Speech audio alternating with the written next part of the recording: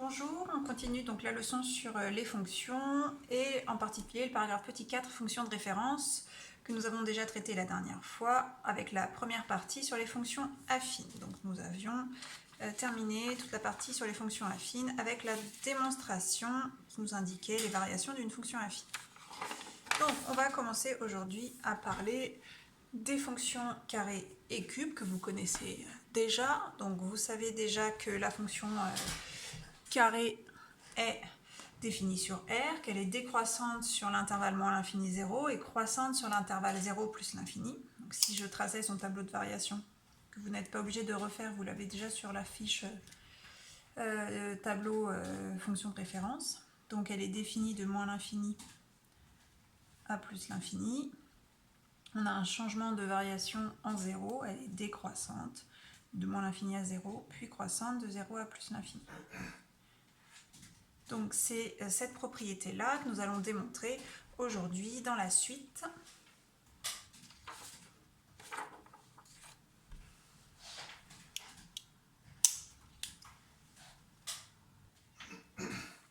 Alors on va démontrer seulement une partie de cette propriété, la deuxième partie étant démontrée de manière analogue. Donc on va montrer qu'elle est croissante sur 0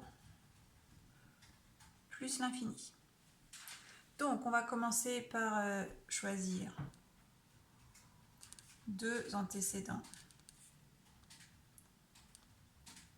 qui sont forcément des nombres réels, A et B, avec A plus petit que B.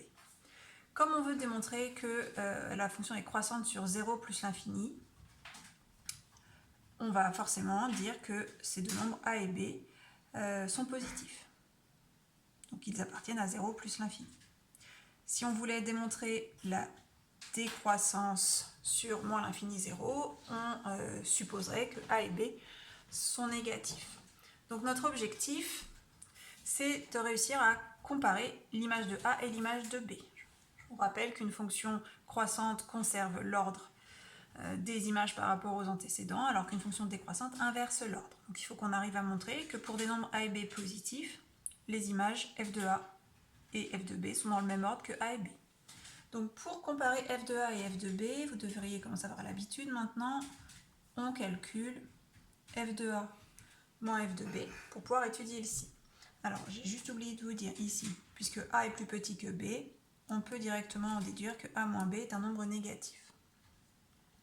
Donc je calcule f de A moins f de B. Donc on est sur la fonction carré, f de x égale x carré.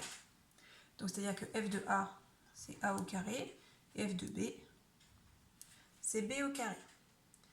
Ici, notre objectif étant d'étudier le signe de cette expression, il est toujours beaucoup plus facile d'étudier le signe d'un produit que le signe d'une somme ou d'une différence. Donc on va factoriser cette expression pour obtenir un produit.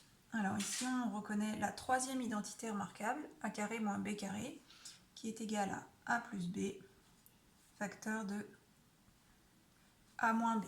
Donc là on a un produit dont il va être assez simple d'étudier le signe. Donc on a une première information assez simple sur a moins b. On a vu précédemment que puisque a était plus petit que b, quand je fais a moins b, j'obtiens forcément un nombre négatif. Et on a vu que a et b étaient positifs. Ça, c'est mon hypothèse de départ. Donc si a et b sont positifs, quand je les additionne, j'obtiens forcément un nombre positif. Donc je vais en déduire que mon produit, a plus b fois moins b, c'est le produit d'un positif par un négatif, donc il est négatif. Ce qui me permet d'en déduire que f de a est inférieur à f de b, puisque f de a moins f de b est négatif. Donc ça veut dire que ce nombre-là est plus petit que celui-ci. Donc si on regarde mon hypothèse de départ avec a et b positifs, a est plus petit que b et f de a est plus petit que f de b. Donc f est croissante sur 0 plus l'infini, puisque j'ai choisi des nombres a et b qui appartenaient à 0 plus l'infini. Si je voulais démontrer que la fonction carré est décroissante sur moins l'infini 0, je procéderai de la même manière, sauf que mon hypothèse de départ serait A et B négatifs. Toutes mes étapes seraient identiques, j'arriverai à cette factorisation, ça ce serait négatif, et comme A et B sont négatifs, cette somme-là serait négative aussi, et donc on aurait le produit d'un nombre négatif par un autre nombre négatif, ce qui ferait positif. Donc du coup, on aurait f de A supérieur à f de B, ce qui viendrait nous prouver que la fonction est décroissante si les nombres A et B sont négatifs, parce que ça change l'ordre. On va juste écrire comme ça pour démontrer que f est décroissante sur moins l'infini 0. On choisit A et B négatifs.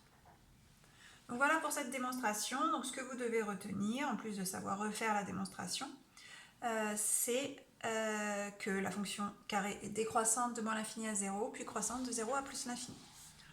On va passer à la partie C sur la fonction cube, donc la fonction f de x égale x au cube, qui est définie sur R, donc pour tous les nombres. Donc on sait qu'elle est strictement croissante sur R, donc si je fais son tableau de variation, donc elle est définie de moins l'infini à plus l'infini, et elle est tout le temps croissante. Donc ça c'est ce que vous avez sur la feuille tableau fonction de référence. La démonstration de cette propriété n'est pas au programme, donc elle n'apparaît pas dans la leçon. La prochaine fois, on travaillera sur la fonction carré et la fonction inverse.